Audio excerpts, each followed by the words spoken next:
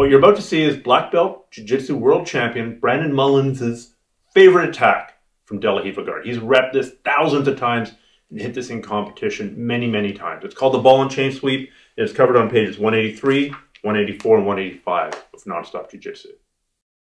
All right, so now we're gonna go through the main sweep, what I call the ball and chain sweep, and this is gonna be the core of the whole instructional.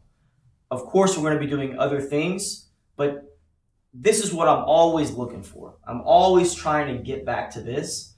And if I engage somebody in the De La Riva and they just kind of sit there like a deer in the headlights, I'm going to go for this right away. And if they start moving around, but they don't do what they need to do to stop me from doing that, I'm going to get there. If they do something that's going to stop me from getting there, I'm going to address it and try to go back to there. I'm always looking to set this up no matter what. This is the core sweep for me, for De La Riva. And what it is this. I call it the ball and chain sweep. There's a lot of names for in jiu-jitsu. Some techniques don't have names. Some techniques have like 5 or 6 different names. This is just what I use in my personal notes so I can remember it in kind of my own shorthand. So you can use that name, the ball and chain, or you can make up your own name, whatever you want to do. You can call it the Stephan sweep if you want to. It doesn't matter. So I'm in that De La Riva position we talked about earlier. Here I am, and what I'm going to do is I'm going to feed this sleeve in between his legs, which sometimes seems like something's really, really difficult. But if you put some time into it, it's actually very, very usable, and you see this a lot at high level competition. So once I'm here, what I'm going to do is I'm going to push with this leg and making Stephan take a big step back. As I do that, look, I'm going to pull myself with this sleeve and also just follow him. So as I start to push, I'm pulling and I'm following, and look, this hook is going to drop to the floor as I sit up. Let's turn this way so you can see that. When this hook drops down, it's not going to be out here. I'm going to drop here so I still have some control over your leg. I don't want you running away from me. So if we just look at that action really quick, as I push, I'm following him all the time, using this to help me out. So as I push, I'm sitting up, and that's falling. Otherwise, I'm not going to be able to sit as close as I need to. What I don't want him to do is for you to step this leg out or for you to pummel under this arm. Yep, that's going to be bad as well. So I need to be incredibly tight to you here. All right? Turn this way. Once I sit up, I want to try and keep this foot connected. It can come off, but I would rather it be there because it's going to control him just moving so easily. So I'm real tight here. I have this grip. Now I'm going to take this grip and I'm just going to feed it to my other hand. I don't let go until this hand is secure. And then when I let go, this hand is going to go to the cross collar. There's a lot of different grips we can use. I can go here. I can go here. I can go over his shoulder.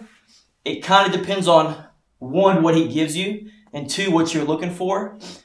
I generally will go here.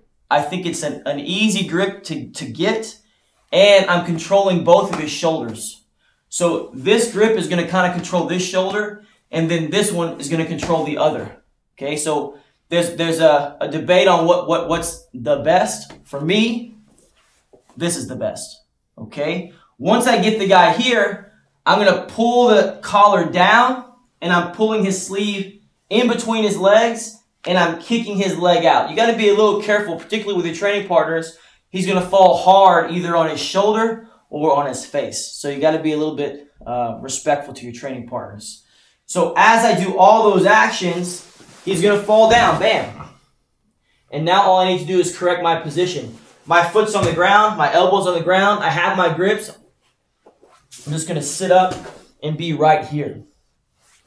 One thing I really want to emphasize, and we'll see this throughout the project, is that once I get my grips, I don't want to let go unless I absolutely have to. You know, once I get those grips, I want to follow my partner or my enemy. I want to follow him around until I can sweep him, I can submit him. And if I sweep him, I want to continue and I want to pass. If I submit him, of course, the match is over. But once I get those grips, if that initial sweep doesn't work, I'm not going to let go and just start over with something else. I'm going to use those grips to try to set up a different sweep. So it's all about getting those grips and then just making him make a mistake or getting so much depth in the position, so much skill in this position that no matter what he does, even if it's the right thing, my experience, my knowledge of the position is going to overwhelm him, and I'm still going to be able to get something, whether it's that initial sweep we just did or it's one we're going to get into later. Okay, so let's take a look again. I really can't emphasize enough how important it is to follow your partner up.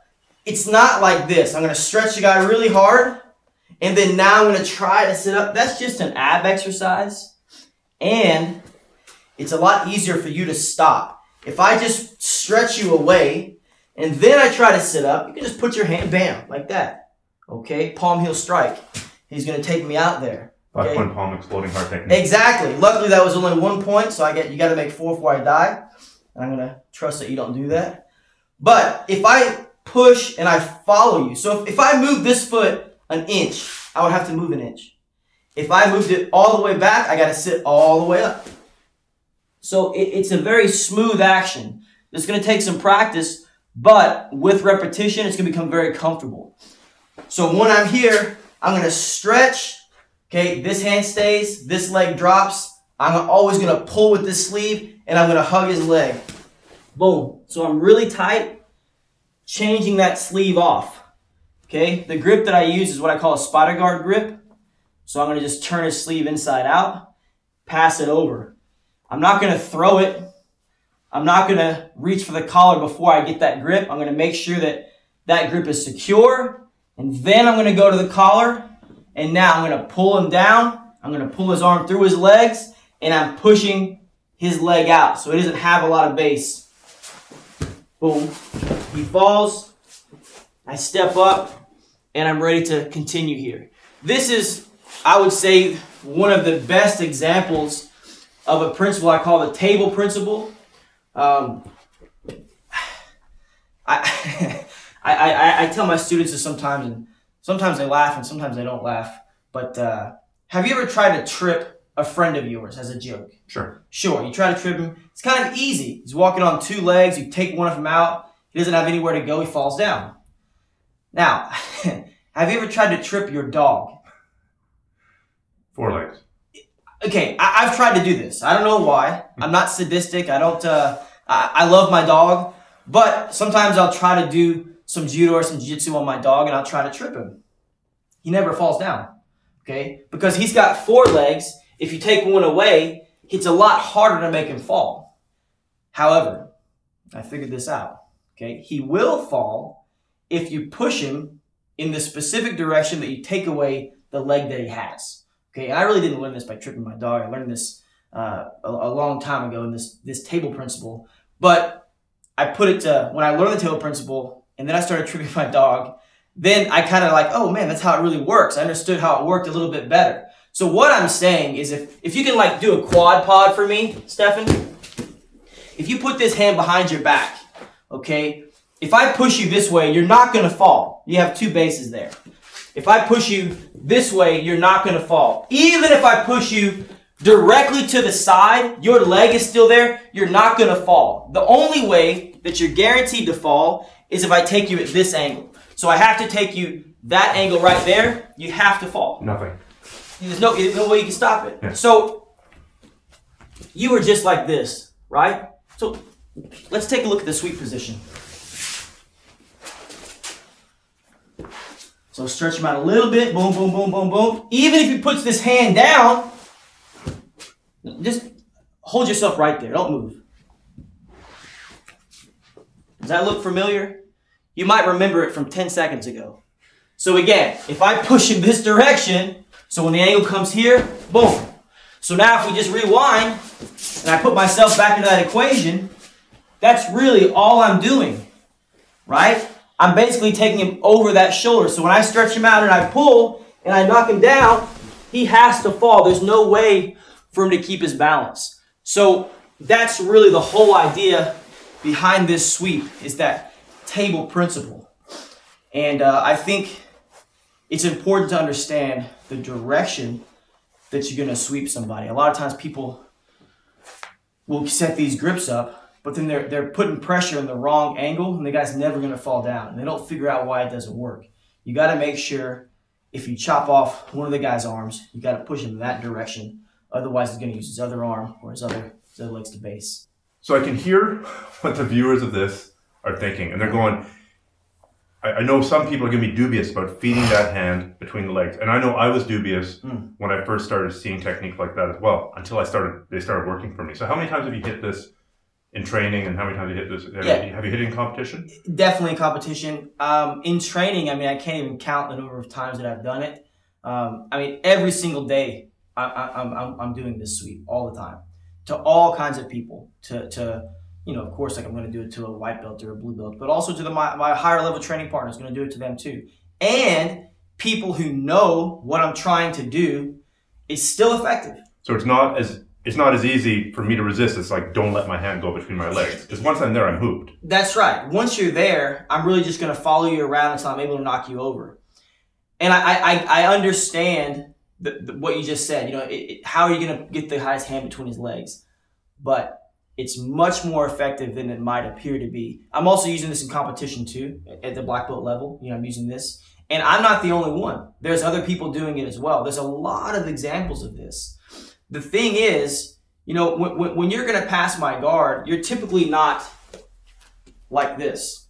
And then, could you get in the guard, please? Like, lay on your hand. I'm not going to try to pass like this, right? What am I going to do? I'm going to be here. So part of the work is done for you by someone's low stance. So all you got to do is just get this arm around, and you know, there it is. It's easier than you might think. Also, too, let's say I was going to pass. Okay, I need to get a grip on you. I'm going to grab here. I'm going to grab here. So you know where my hands are going to be. It's not like it's a surprise. I'm not going to try to pass your guard like this. And if I tried, it wouldn't work. You know, I'm definitely going to engage. So if I'm like this, well, that grip's easy to get. When you sit up, okay, I usually don't try to run away. I try to stop you. So again, that hand is right there. So there it is. And now it's going to be a battle to get it free and to maintain my balance. So I definitely get the question. And I'm going to say that I even thought it was unlikely when I first saw that position. The same way I thought spider guard was unlikely, the same way I thought omoplata was unlikely. I can remember as a young blue belt and even purple belt, my coach showing me spider guard, omoplata, or not me, but the whole class. And my coach was, are there any questions? And yeah, Brandon, what's your question? I don't think it's going to work. Well, what do you mean you don't think it's going to work? Well, I don't think you can do that to me. And my coach, okay, well, let's try. And then, of course, he would put me in spider guard and dump me or put me on the plots, and I would try to get away and he would submit me. So I get that it looks maybe unusual, but it's actually a very, very, very predictable series of events that can happen and a very dependable strategy. So people should try it before throwing it out of their game entirely. Please try it. And again, okay, I'm one person saying to do it, but there's a lot of people. You don't have to just take my word for it. I hope that you would, since you purchased this instructional. However, there's lots of other evidence that this is a highly effective technique at all levels. Perfect.